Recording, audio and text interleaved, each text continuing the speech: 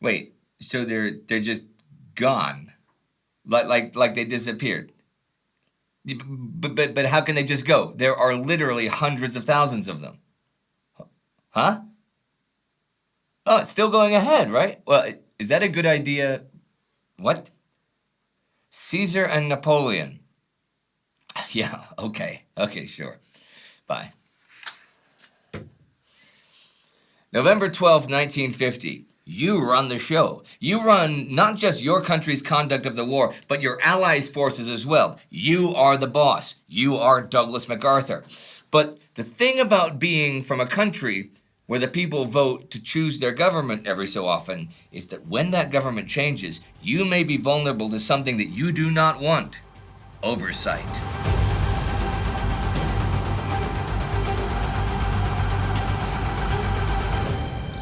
I'm Indy Neidell, and this is the Korean War. Last week, the U.S. 1st Cavalry Division suffered a major defeat against Communist Chinese forces at Olsson. They lost so badly that the entire Army Corps went on the defensive, making the U.S. 24th Division and the British 27th Commonwealth Brigade withdraw southward, the latter of which fought off a serious Chinese assault towards the end of the week.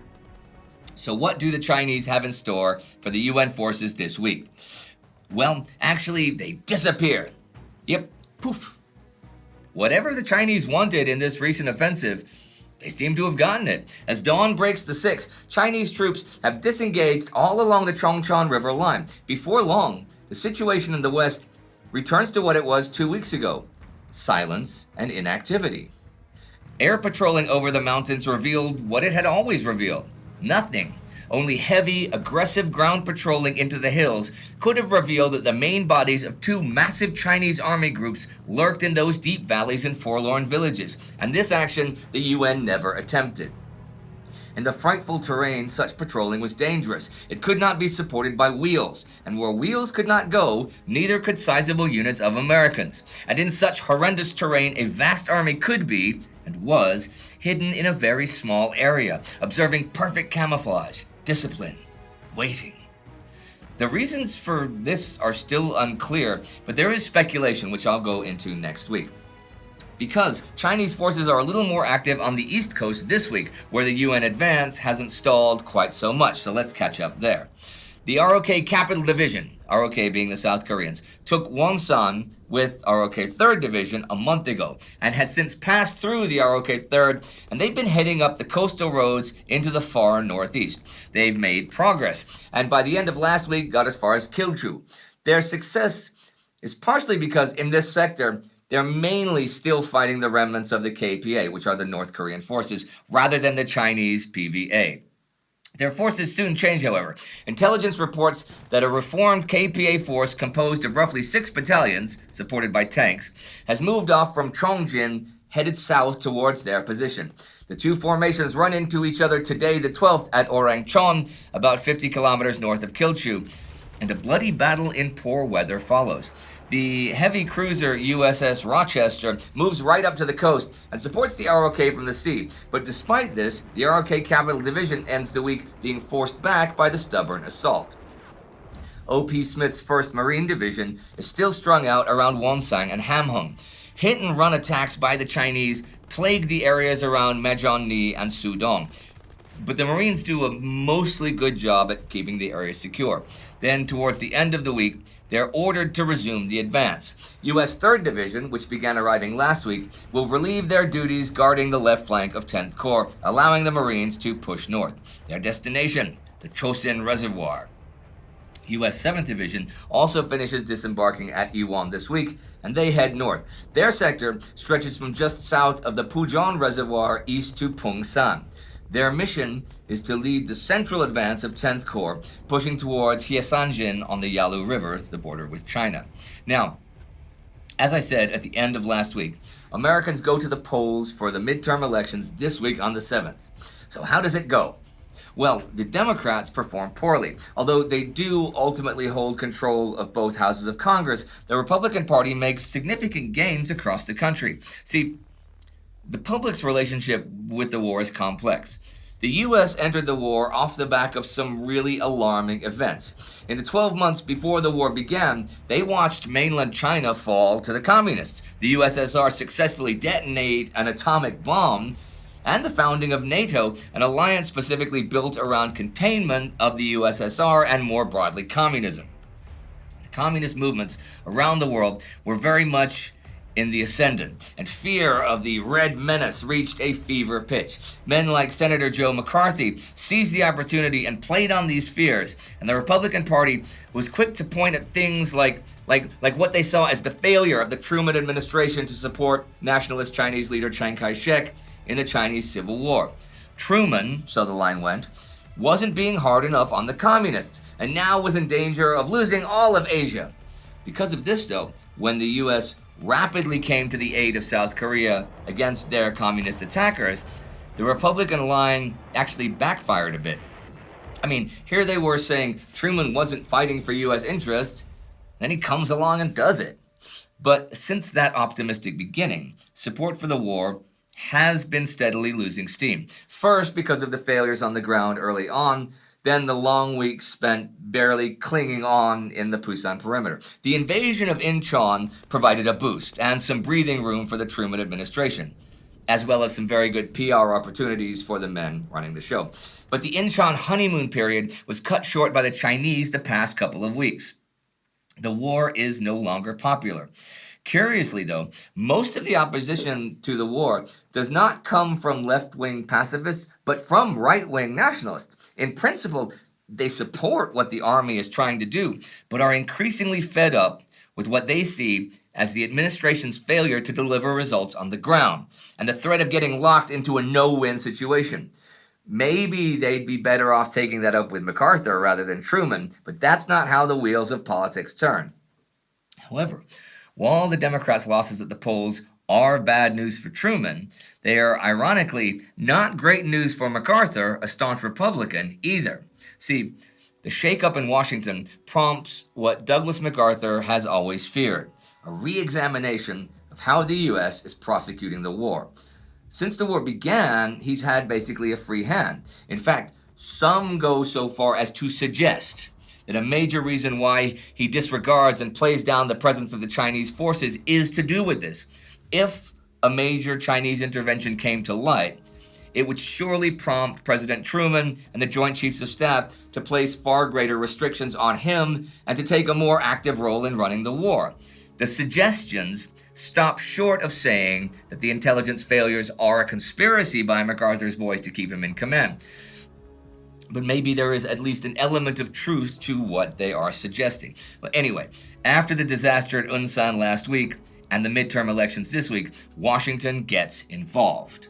On November 8th, the day following the elections, MacArthur gets a cable from the Joint Chiefs that makes his heart skip a beat. It says that because of poor battlefield performance and intelligence failures on the part of MacArthur's intelligence chief, Charles Willoughby, his remit in the Far East may have to be revised. Never one to like fighting on the defensive, either militarily or politically, MacArthur goes on the attack the following day. He unleashes a scathing barrage of rhetoric that beats Washington back into submission. This then was the fateful moment. Ulsan and the assault on the 8th Cavalry should have marked the point at which they all reconsidered their plan, with the Tokyo command, if anything, more nervous than Washington because its men were at risk. It represented the last real chance to re-examine the war before the full Chinese force attacked. In military terms, MacArthur's troops now crossed the fail-safe point. Ulsan and the assault upon the 8th Cavalry Regiment marked not only a critical moment on the battlefield, but also a major defeat for Washington in its war with the general. Dean Acheson and General Omar Bradley both eventually wrote of how poorly the president's advisors had served Truman at that moment. They had been intimidated by their commander in the field, despite their own feelings that they were losing control. In effect, they allowed him to keep going north as long as he was successful, but not to get in a war with the Chinese. His last great offensive would proceed as planned. MacArthur has gotten his way. Far East Command remains a MacArthur institution, not an American one. If Washington had pushed harder, though, they may actually have found support. See, Washington favors forming a defensive line north of Pyongyang rather than pushing all the way to the border. This is also what many commanders on the ground, including 8th Army Commander Walton Walker, think to be the best course of action. But in the preparations for MacArthur's final offensive, Walker and men like him increasingly have found themselves excluded from important decision-making by the pro-MacArthur core that controls the theater. Walker, at that moment, felt very much on the outside. At the time of the celebration of the liberation of Seoul, he had told his aide Joe Tyner and his pilot Mike Lynch that it would be a big day because he was finally going to learn what the plans were for the future. He had returned later that day utterly confused. No one had even bothered to speak to him about the next step. Once they crossed the 38th parallel, he would have preferred to dig in about 100 miles north, along the narrow neck of that part of the peninsula, on a line that went roughly from Pyongyang to Wonsan, and leave roughly two-thirds of the country, much of it largely uninhabited wilderness, untouched. That penetration would have been easier to secure, to defend, and supply, and it would have made any Chinese or North Korean attempt to attack vulnerable to UN air power. It fell short by about 300 miles of going all the way to the Yalu, but it was not to be. In truth, Walker was no longer the 8th Army commander. He was now the commander of about half of it, bypassed on all major decisions, and very much aware he was in a competition to reach the Yalu before Almond and 10th Corps. MacArthur, by now, is finally starting to take the Chinese threat a little more seriously. He won't back down on his plans for pushing all the way up to the Yalu River, but it's clear that the reports from the ground are on his mind. Starting this week, he directs his air forces to strike the Yalu River bridges to prevent the movement of Chinese troops and supplies into North Korea. On November 8th, 79 B-29s with fighter escorts take to the skies to bomb the highway and rail bridges linking Sinuiju and Andong. I should point out that despite protests from MacArthur, Washington expressly forbids violating Chinese airspace, nor bombing any power plants or dams on the river. They permit attacks only on the North Korean side of the bridges and only the bridges. We saw the fallout when Soviet airfields were bombed last month. No one in Washington wants that again. November 8th is actually significant for another reason too. The first ever jet-on-jet combat. Lieutenant Russell Brown, an American pilot flying an F-80 as part of the Bomber Wings fighter escort, engages a MiG-15, which this month began appearing over Korea, flown generally by Chinese pilots, although a Soviet Air Corps also does contribute.